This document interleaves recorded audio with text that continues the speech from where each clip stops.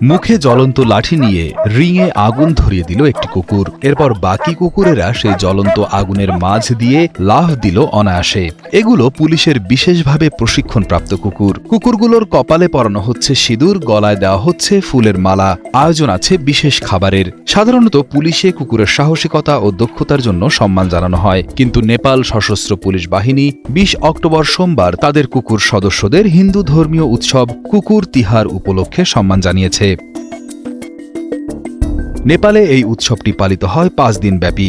আলোর উৎসব তিহারের দ্বিতীয় দিনে এই দিনে কুকুরদের বিশেষভাবে পূজা করা হয়। হিন্দু ধর্মীয় বিশ্বাস অনুযায়ী কুকুরকে মৃত্যুর দেবতা যমরাজের দূত হিসেবে দেখা হয়, তাই তাদের খুশি রাখলে ভালো ফল মেলে বলে মনে করা হয়।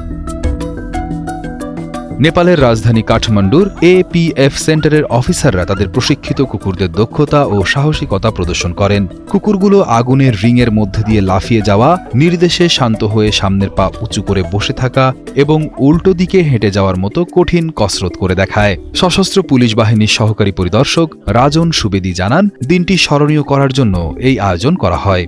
আমাদের বহু পুরনো ঐতিহ্য ও উৎসবের ধারাবাহিকতায় আমাদের কার্যক্রম কুকুরগুলো নানা রকম ভূমিকা পালন করে এবং সেই অনুযায়ী তাদের সম্মানিত করা হয়। এই বিশেষ অনুষ্ঠানটি এমন একটি সাংস্কৃতিক উৎসবের সময় আসে যখন কুকুরদের দেবতা ভৈরবের ঐশ্বরিক বাহন হিসেবে পূজা করা হয়। এই উদযাপনের অংশ হিসেবে আমরা তাদের পূজা করি এবং তাদের দক্ষতা ও অবদান তুলে ধরার জন্য বিভিন্ন প্রদর্শনীর আয়োজন করে এই দিনটিকে স্মরণীয় করে রাখি।